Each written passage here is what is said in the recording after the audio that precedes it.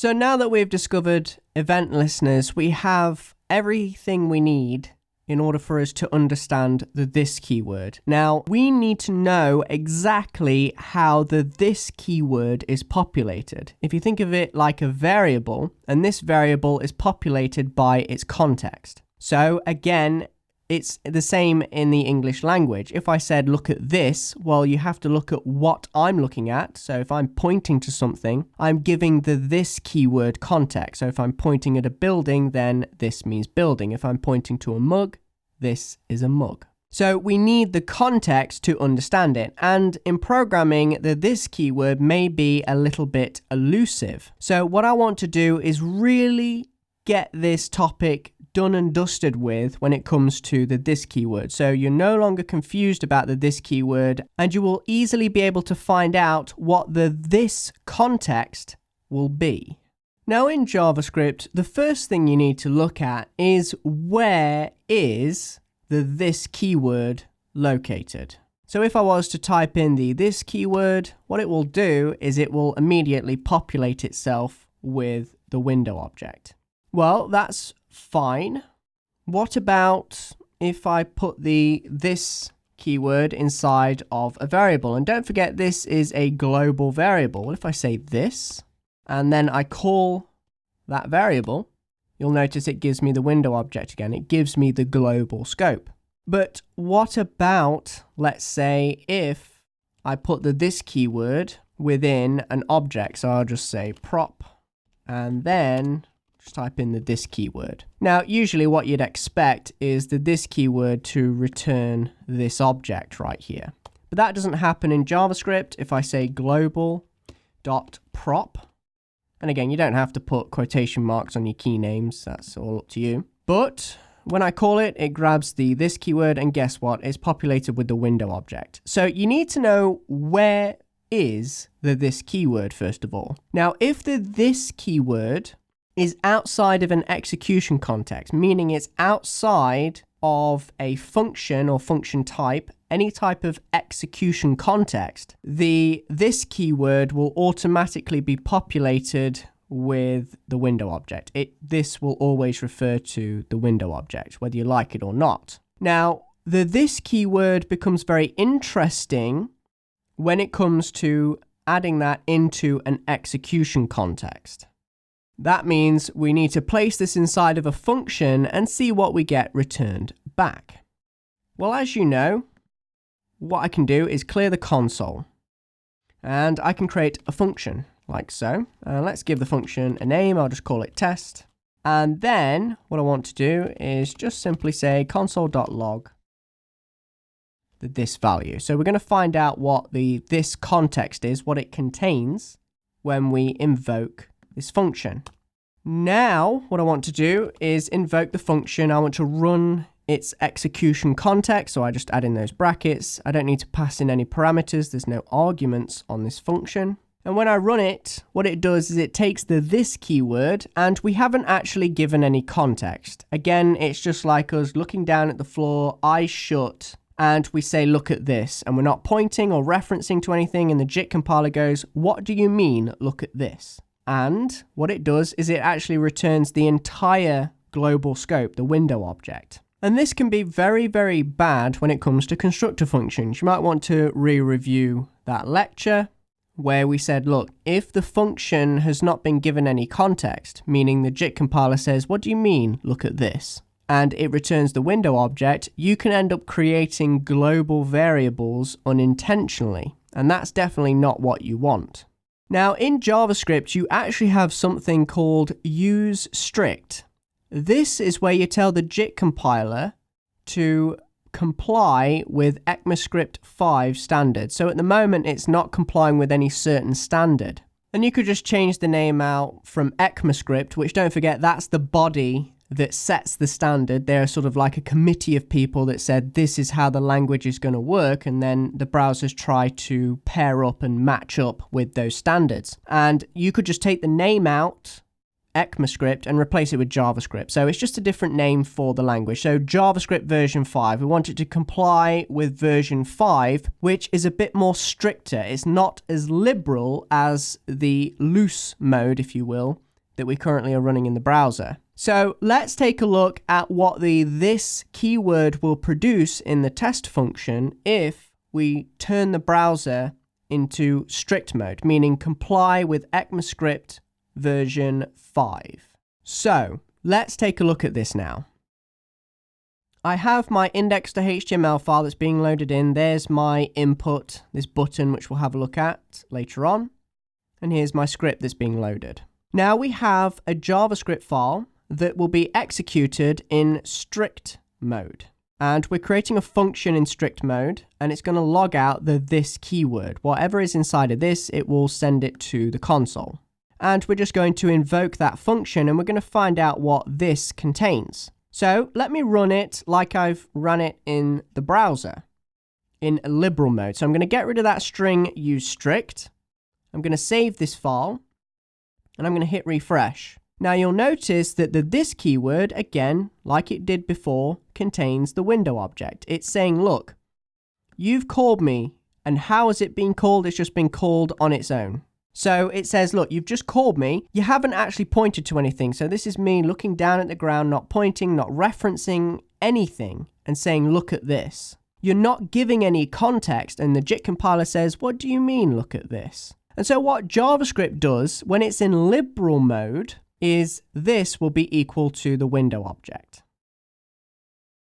But what happens when we're going to use strict mode? And how do we put it into strict mode? Well, it's dead easy. You just include a string that says use strict. Now, you don't put it inside of a variable. You don't do anything. You don't need to reference this string. But what the JIT compiler will do is it will load in your JavaScript file. And again, it interprets it line by line. And the first line should be this string, use strict, which means JIT compiler, hold yourself to a higher standard. I don't want you to hold yourself to a lower standard than ECMAScript 5 or JavaScript version 5, however you want to call it. I want you to uphold to the standards of version 5 of this language. And so the browser now knows, we need to go into this very strict mode.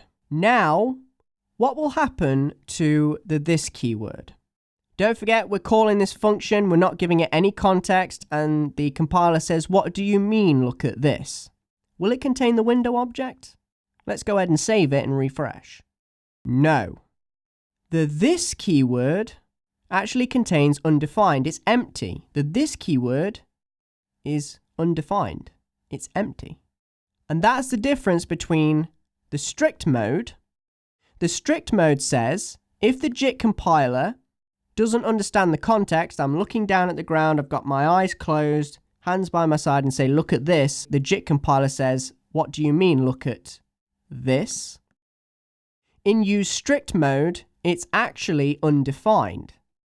Now, if you're not in strict mode, if you're in a liberal mode, as I like to call it, it will return the window object. It will actually return the entire global scope. So that's the difference between use strict mode and the liberal mode. There are other differences as well, but I haven't got time to go into those. Mainly, we just want to concentrate on the this keyword. So we now know the first question to ask is where? Where is the this keyword? If the this keyword is located outside of an execution context, aka if it's in an object, or if it's in a variable, or if you're calling it directly, it's going to return the window object. Even in strict mode, it will do that. Now, when the this keyword is placed within an execution context, that's when we need to give context to the this keyword. That's when we can change the this keyword. If the this keyword is out of an execution context, aka, for example, not in a function, then the this keyword will contain the global scope, the window object. We know what it's referencing. It's when we put it inside of a function that then the this keyword could be changed. So this is the answer to the where question. Where is the this keyword? If it's outside of an execution context, we know that the this keyword will default to the window object. Now, if the this keyword is in an execution context, where is it? It's within an execution context, then the this context can change, depending on how the function or the execution context is invoked. That's very important. How was this execution context invoked? and that will determine the this keyword. Well, how did we invoke it? Well, we just simply called the function.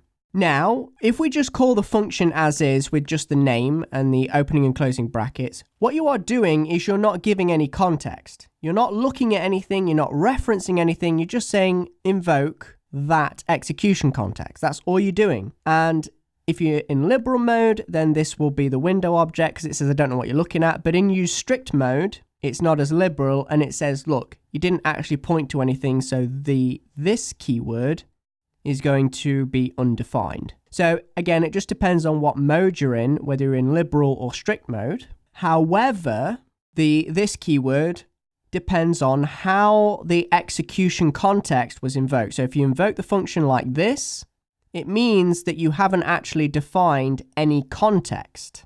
Now let's also take a look at objects, because objects have their own scope. What about calling a method, which is a function within an object? What happens to this keyword?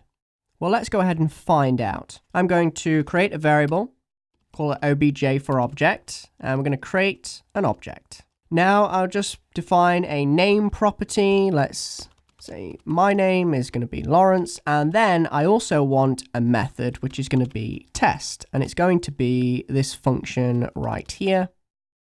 This function doesn't need that name right there because we have the name here, and so this key will allow us to access this function, and it will invoke this function, and we'll see what this keyword produces. And to invoke this function, don't forget, I can't just say test now. I have to first of all target the object, this scope, this room, if you will. And then I have to say, right, in this room, I want you to find a box called test or a key called test. And I want you to open it up. And then I want you to invoke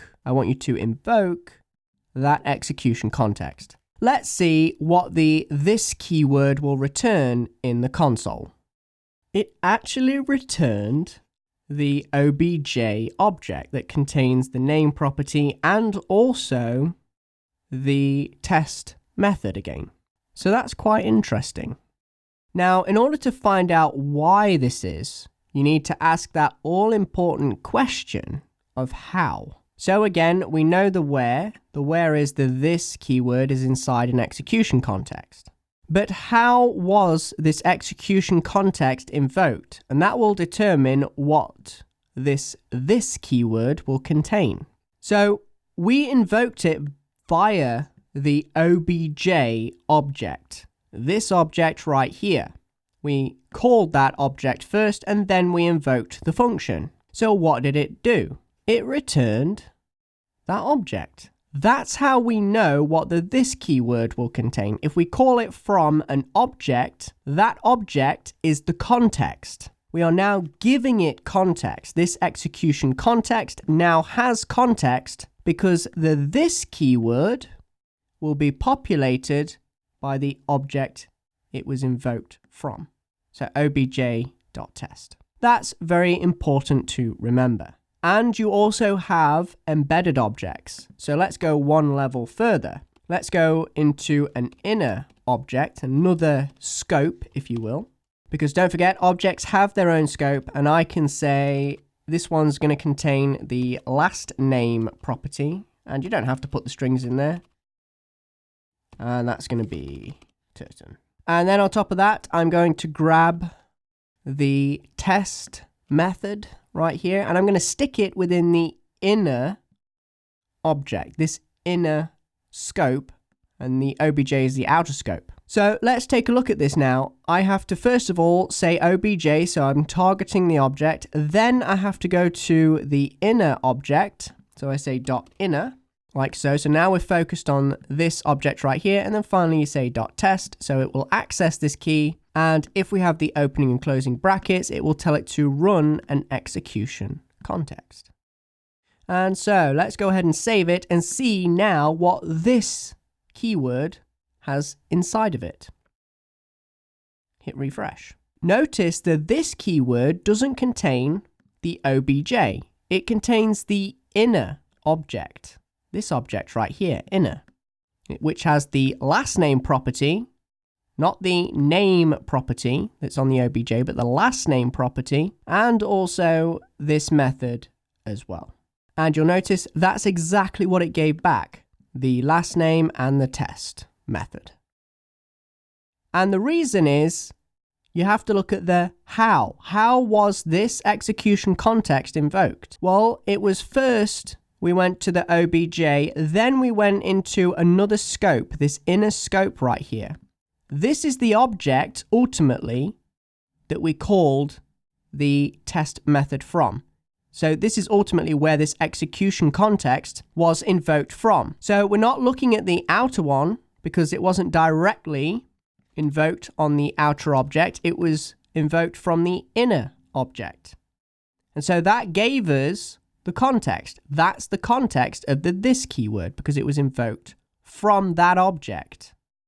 Now, finally, we had a look at event listeners in the last lecture.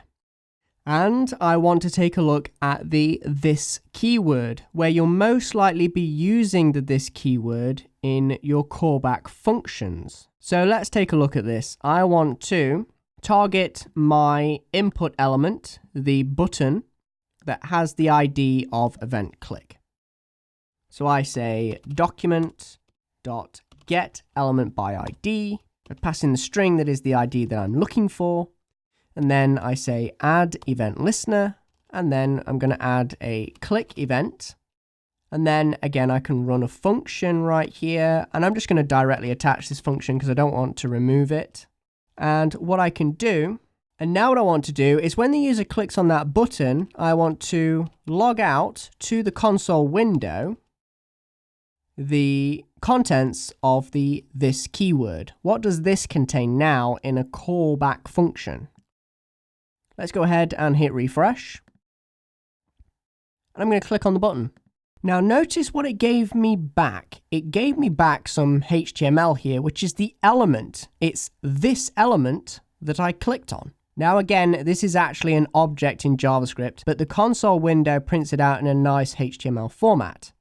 So instead of using console.log, use console.dir, which means print out an interactive list, which looks like the JavaScript object. So I'm going to save that and hit refresh. Click it again, and you'll notice this is the JavaScript object that the this keyword contains, and it is the object that is in fact referencing this DOM element that was clicked, this specific DOM element that was clicked. And again, we first have to ask the simple question, where is the this keyword? Well, it's within this execution context. Right, we know it's within an execution context. Now, how is that execution context invoked? Well, it's invoked by an event that's attached to a DOM element. So what it does is it grabs the object that resembles that DOM element. So this object that is like JavaScript's version of that DOM element. And then it actually passes that object into the this keyword. Now we'll look more into the this keyword later on in this course, but for now, let's have a quick recap. Firstly, you have the where.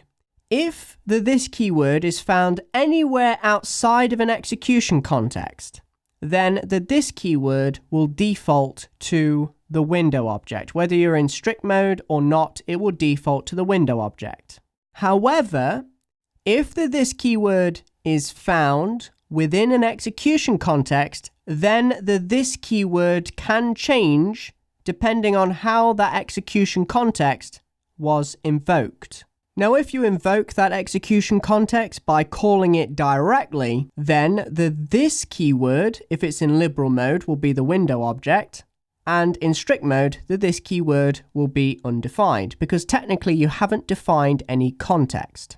And if the execution context was invoked from an object, the object that it was directly invoked from will be in the this keyword. That is the context. And finally, if the execution context was invoked from an event listener, the this keyword will be populated with an object that represents the DOM element that the event was invoked on. So if you put everything in context, the this keyword becomes a lot simpler.